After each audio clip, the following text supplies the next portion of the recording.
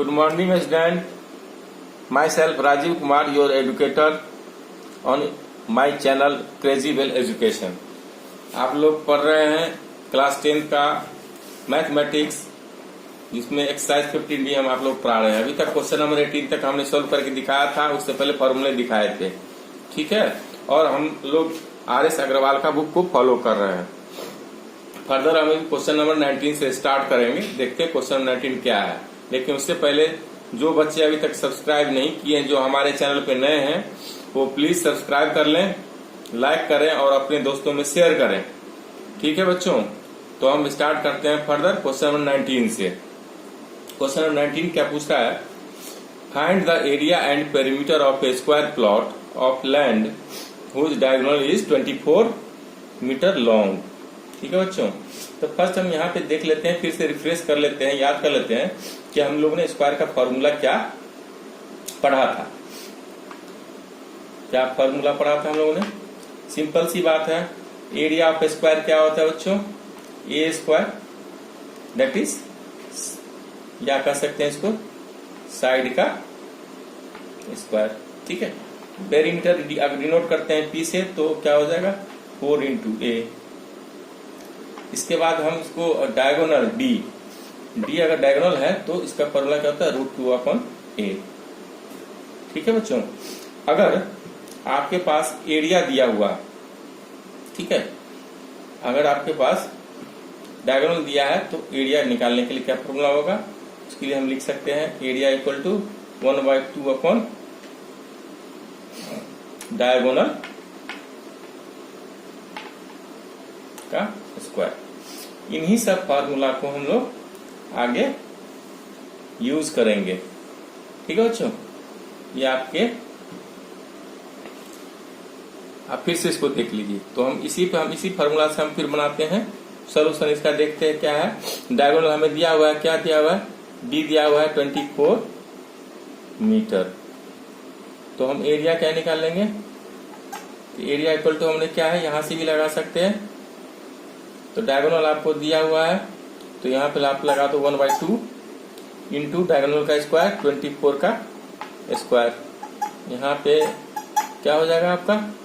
24 into 24, 2 से आप इसको कटाओ 12, इससे इसको गुना करो, इससे से मल्टीप्लाई करेंगे तो 240 या 48 कितना हो जाएगा? 288 मीटर स्क्वायर। ये हो गया आपका डायगोनल। अब डायगोनल जब निकल गया तो हम फर्दर निकाल लेते हैं। क्या और पूछ रहा है? पेरीमीटर। पेरीमीटर इक्वल क्या होता है बच्चों? 4a। डायगोनल आपका दिया था, तो डायगोनल दिया हुआ था तो डायगोनल आपका क्या होता है? d equal to √2a। तो डायगोनल हो गया आपका 24 equal to √2a। A equal to कितना हो जाएगा बच्चों? 24/√2, ठीक है। अब हम ए का वैल्यू यहाँ पे पुट करते हैं, 4 इंटू 24/√2। नीचे रूट है तो इसको हम क्या करते हैं? √2 से ऊपर नीचे हम मल्टीप्लाई कर देते हैं। तो क्या हो जाएगा? नीचे बन क्या आ जाएगा? 4 इंटू 24/2 इंटू √2, ठीक है बच्चों। 2 से 2 आपको कर दो तो 48 इन √2 हो जाएगा, 48 इंटू √2 हो जाएगा। ये आगे हम फर्दर हम √2 का वैल्यू देते हैं तो एज पर क्वेश्चन बोल रहा है 1.41। इसको जब हम मल्टीप्लाई करेंगे तो बन के आ जाएगा 67.68 मीटर। ये आपका आ जाएगा आंसर। चूंकि आपको बता दो √2 का वैल्यू होता है 1.4143, 3 प्लेस तक लेंगे तो। इसी तरह √3 का वैल्यू होता है 1.73137, ठीक है बच्चों। अब now move on to question number 20। Question number 20 को हम लोग देखते हैं, ठीक है बच्चों। नाउ स्टूडेंट, अब हम लोग को देखते हैं क्वेश्चन नंबर 20। ये क्या पूछ रहा है बच्चों? Find the length of the diagonal of a square whose area is 128 metre square, also find its perimeter, ठीक है। तो आपको दिया क्या हुआ है? एरिया ऑफ स्क्वायर क्या हुआ, 128 मीटर स्क्वायर। ठीक है, पूछा जा रहा है आपको डायगोनल और पेरीमीटर। ठीक है, यही दो चीज पूछी जा रहा है, आपके पास एरिया है। तो आपको हमने फॉर्मूला बताया था, दो फॉर्मूला एरिया के लिए बताया था। एक फॉर्मूला बताया था एरिया इक्वल टू होता है ए स्क्वायर, एक बताया था area equal to half into T का होल स्क्वायर। तो हमने ये फॉर्मूला पुट करते हैं इस पे, एरिया दिया हुआ 128 equal to half into D का स्क्वायर। तो डी स्क्वायर क्या हो जाएगा, क्रॉस मल्टीप्लाई करके तो 256, तो डी निकल के आ जाएगा आपका root under 256 equal to 16 metre. ये आपका डी निकल गया, आपका डी निकल गया 60 मीटर। तो फिर डी इक्वल टू क्या होता है, √2 इंटू ए। तो वहां पे 16 डालते हैं डी का वैल्यू, तो √2 इंटू ए। तो फर्दर निकल के ए का वैल्यू कितना होता है, 16/√2। अब हम क्या करते हैं, पी निकालते हैं। पी इक्वल टू क्या होता है, 4a इक्वल टू 4 इंटू ए का वैल्यू कितना करके है, 16/√2। फिर से हम क्या करते हैं, ऊपर नीचे √2 से √2 से मल्टीप्लाई करते हैं।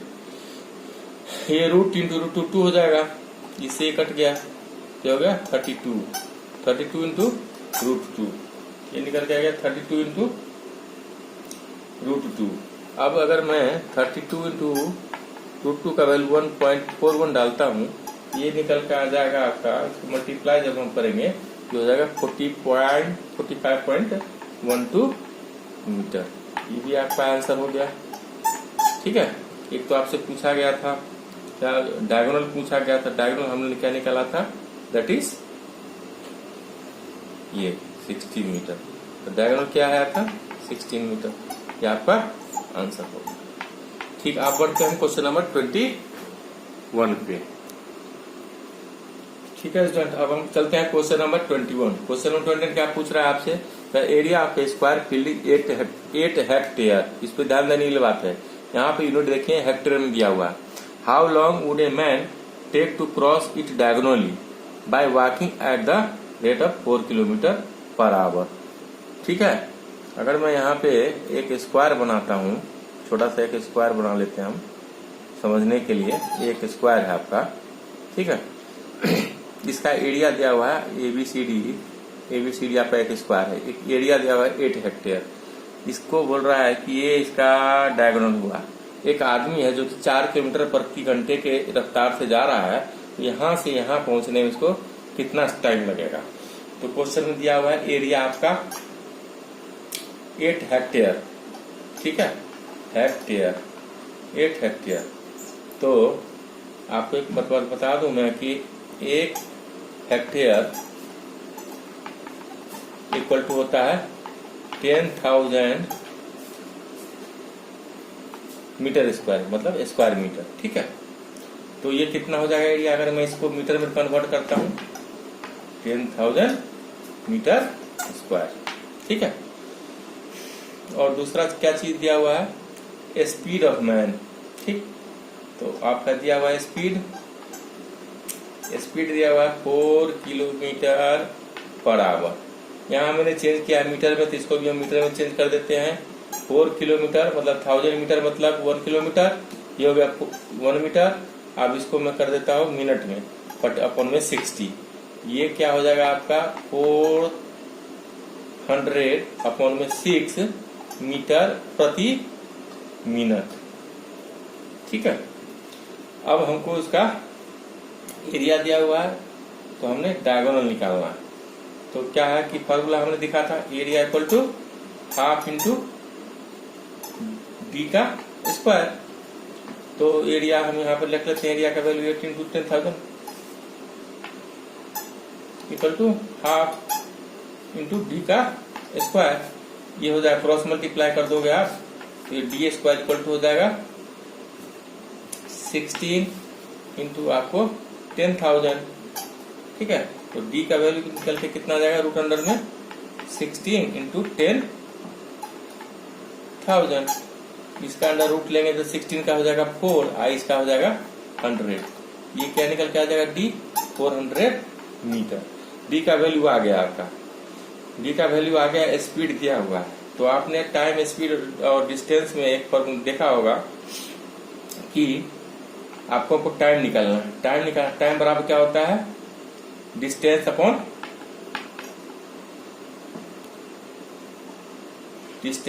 स्पीड। ठीक है, तो हमारा डिस्टेंस कितना है 400 मीटर, अपॉन में स्पीड कितना निकाल के लाया था हम 400। ये 6 ऊपर चला जाएगा, 4 से 4 कट गया, ये क्या बचा गया 6 मिनट। ये 6 मिनट आपका आंसर हो गया। दोनों चीज निकल गया। जो पूछा था आपसे पूछा था कितना का टाइम लगेगा, तो ये आपका 6 मिनट में, उसको यहां से यहां पहुंचने में 6 मिनट का टाइम लगेगा। ठीक है बच्चे, now move on to question number 22। चल क्वेश्चन नंबर 22 की तरफ बढ़ते हैं। नाउ स्टैंड, अब हम लोग देखते हैं क्वेश्चन नंबर 22 क्या पूछ रहा है। The cost of harvesting A square field at 900 per hectare is 1800 and the cost of putting a fence around it at 18 पर मीटर। यहाँ भी फिर से आपको पर हेक्टेयर में दिया हुआ रेट। कहने का मतलब 900 रुपए पर 900 पर, एक हेक्टेयर का कॉस्ट है 900 और टोटल कॉस्ट कितना इसको लगा 1800 रुपीज। तो हम लिखते हैं, सोल्यूशन देखते हैं इसका। तो हार्वेस्टिंग रेट क्या है, वेस्टिंग रेट दिया हुआ है आपको क्वेश्चन में, that is 900 rupees per hectare. ठीक है, हार्वेस्टिंग कॉस्ट कितना है, हार्वेस्टिंग कॉस्ट हो गया आपका 18, हार्वेस्टिंग कॉस्ट हो गया आपका 8100 रुपीज। ठीक है, तो एरिया ऑफ फील्ड कितना हो जाएगा, एरिया ऑफ फील्ड कितना हो जाएगा बच्चों, सिंपल है, 8100 टोटल खर्च हुआ, अब पर हेक्टेयर है 900, इसे से काटो, इसे से काटो, कितना हो गया आपका 9 हेक्टेयर आपका निकलता है। अगर मैं 9 हेक्टेयर, आपका एरिया कितना हो गया 9 हेक्टेयर। इससे पहले मैंने आपको बताया गया था 1 hectare equal to 10,000 metre square. इसको आप चेंज कर लो, 9 इंटू 10,000 मीटर स्क्वायर, ये आपका हो गया एरिया। अब हमें निकालना पड़ेगा, चूंकि हमें पेरीमीटर निकालना है तो साइड निकालना है। एरिया इक्वल टू, यहाँ से आपको फॉर्मूला देखिए, वहां क्या लिखा हमने ए स्क्वायर, तो ये क्या हो जाएगा, एरिया का वैल्यू रख दीजिए 10 into 10,000 equal to A square. A का वैल्यू कितना हो जाएगा, रूट अंडर 9 इंटू 10,000। ये कितना निकल के आएगा, 9 का 3, इसका 100, ये हो जाएगा 300 मीटर। ये आपका हो गया वो। अब पेरीमीटर निकाल लेते हैं, पेरीमीटर कितना हो जाएगा, 4a होता है फॉर्मूला, तो 4 इंटू 300, ये कितना निकल के आ जाएगा 1200 मीटर निकल के आ गया। अब 18 मीटर का कॉस्ट बता रहा है, फेंसिंग करवाना है, तो cost of fencing, cost of fencing कितना हो जाएगा आपका 1200 इंटू 80 इक्वल टू कितना हो जाएगा, इस चीज आप मल्टीप्लाई करेंगे 21600 रुपीज, ये आपका आंसर होगा। मतलब इस फील्ड का पेरीमीटर को अगर मैं फेंसिंग कराऊं तो मेरे पास खर्च इतना आ जाएगा। ठीक है बच्चों, तो इसी से अब तक 22 क्वेश्चन देख चुके हैं। अब हम आगे नेक्स्ट वीडियो में देखेंगे नेक्स्ट क्वेश्चन 23 ऑनवर्ड्स। फिर से आप लोगों से रिक्वेस्ट है बच्चों, जिन्होंने अभी तक सब्सक्राइब नहीं किया है, शेयर नहीं किया है, सब्सक्राइब करें, शेयर करें और लाइक करें हमारे चैनल को। आप अभी पढ़ रहे हैं क्रेजी वेल एजुकेशन पे, और इसको आग की तरफ फैला दें। ठीक है बच्चों, फ्री कंटेंट सब आपके लिए बनाया जा रहा है। कहीं कोई दिक्कत हो कमेंट, प्लीज कमेंट करें ताकि मैं उसका रिप्लाई करूं। ठीक है बच्चों, ओके बच्चों, have a nice day. Okay. आपको डिस्क्रिप्शन बॉक्स में मेरे टेलीग्राम चैनल का भी लिंक दिया हुआ है, और वहां से आप क्लिक करते ही आप मेरे टेलीग्राम चैनल पे जाके पहुंच जाएंगे, और उसको आप टेलीग्राम ग्रुप को भी ज्वाइन कर सकते हैं। वहां अपना डाउट छोड़ सकते हैं और वहां पूछ सकते हैं। वहां भी आपको सारा वीडियो मेरा मिलेगा। ठीक है बच्चों, लेकिन अपने मित्रों में फैलाइए, मित्रों में बांटिए, शेयर कीजिए। ज्ञान बांटने से बढ़ता है।